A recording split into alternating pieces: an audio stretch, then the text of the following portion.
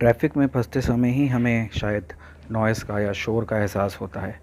तो इसे समझना बहुत ज़रूरी है और इसे कैसे कम कर सकते हैं, ये भी समझना उतना ही ज़रूरी बन जाता है। तो चलिए आज इसी पर हम बात करते हैं। स्वागत है दोस्तों आप सबका एक बार फिर से हमारे चैनल पे। और हमेशा की तरह एक नया टॉपिक है नॉइज़।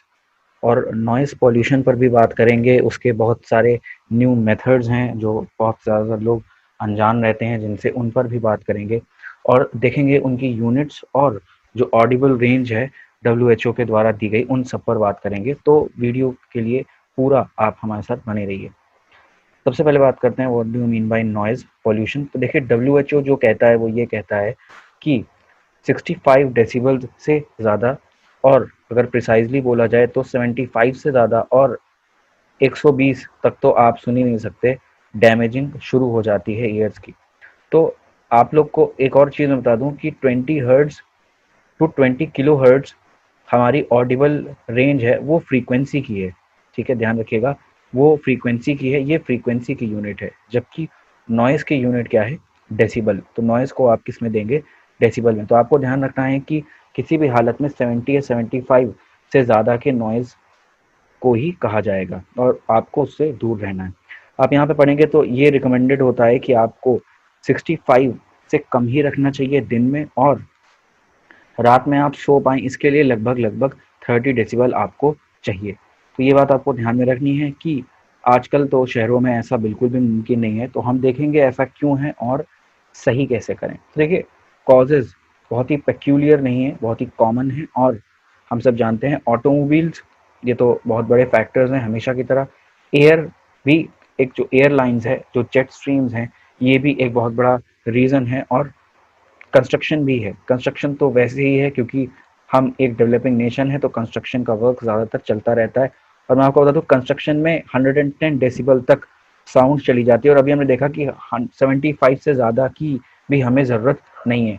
दूसरी बात एक नई है, वो है कैटरिंग। कैटरिंग मतलब जो पार्टीज़ है उनमें भी आप थोड़ा बहुत कह सकते हैं शहरों में एक चलन है, तो ये भी बिल्कुल एक नया हो रहा है।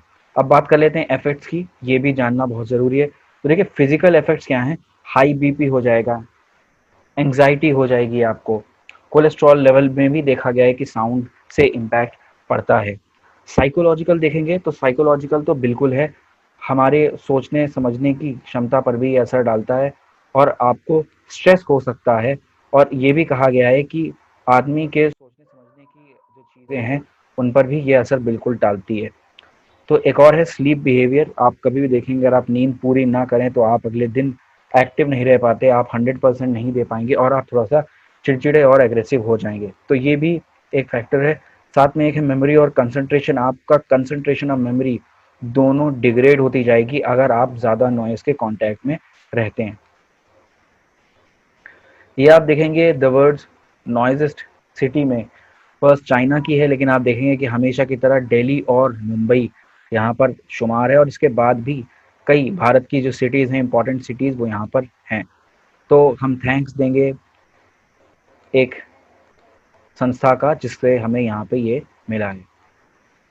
अब बात करते हैं, ये बहुत ही ज़्यादा न्यूमेरिकल क्वेश्चन में भी आता है, एल ई क्यू और एल ए ई क्यू। इसे कहते हैं equivalent continuous sound pressure level. और ये क्या है? ये एक कांस्टेंट नॉइज़ लेवल होता है, और आप मोटा मोटा कहें तो ये एक्चुअली में एक एनर्जी लेवल होता है। कौन सा एनर्जी लेवल? ये एनर्जी लेवल ये बताता है कि जो एनर्जी सोर्स जहाँ से निकली और रिसीवर जहाँ तक पहुँची वो कितनी है।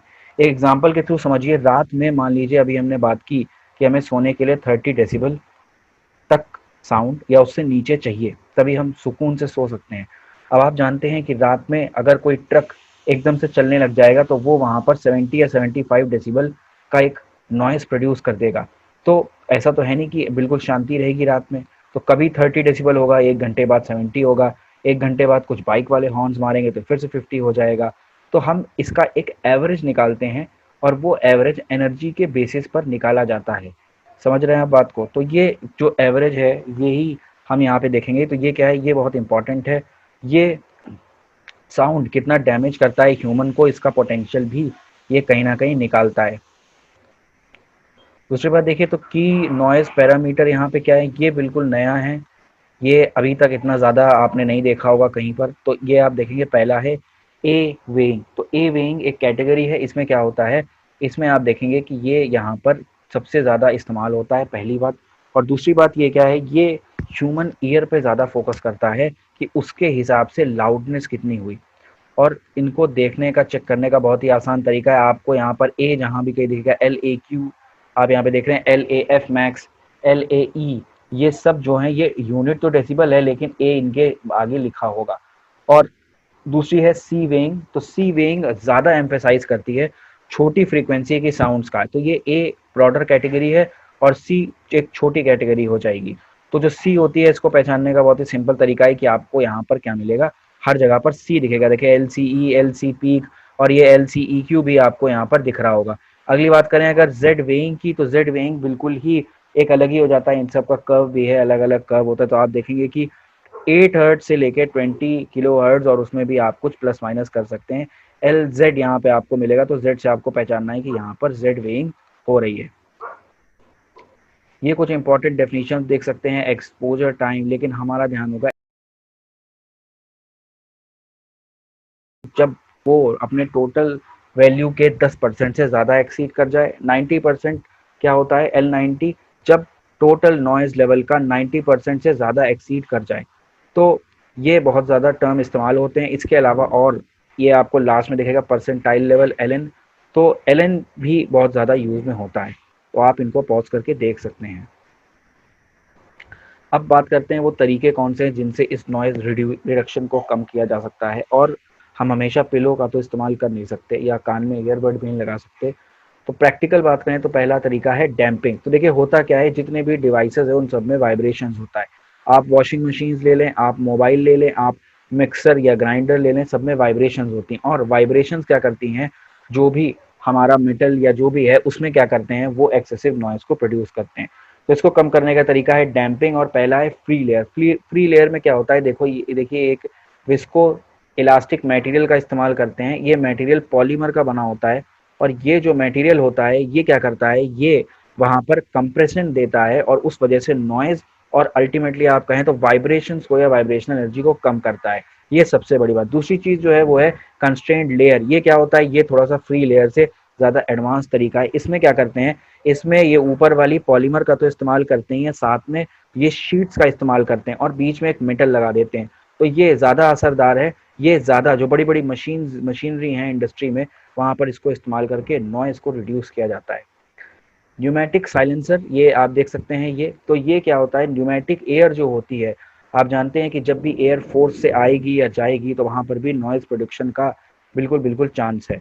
तो इसको भी कम करने के लिए हम इस्तेमाल करते हैं इनका, और इन्हें हम न्यूमेटिक मफलर्स भी कहते हैं। तो आप ये नाम ज़रूर ध्यान में रखिएगा, ये कुछ न्यू चीज़ें हैं।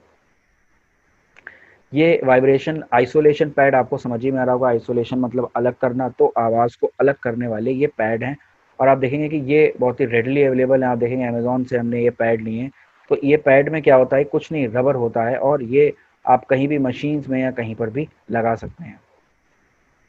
उसके बाद है नॉइज़ बैरियर। ये शायद कुछ लोगों को पता हो, तो ये बहुत ज़्यादा असरदार तो नहीं है, लेकिन 5 से 10 डेसिबल तक साउंड को कम कर सकते हैं। या आप देखेंगे एक रेलवे ट्रैक है, और इस ट्रैक के किनारे किनारे पर ये वॉल्स हैं। ये एक नॉइज़ बैरियर है। दूसरी बात क्या है, आपने अच्छे अच्छे घरों में देखा होगा कि वो ऐसी कंक्रीट की वॉल्स बहुत ही ज़्यादा विड्थ के इस्तेमाल करते हैं। ये भी एक नॉइज़ बैरियर के तौर पर ही है।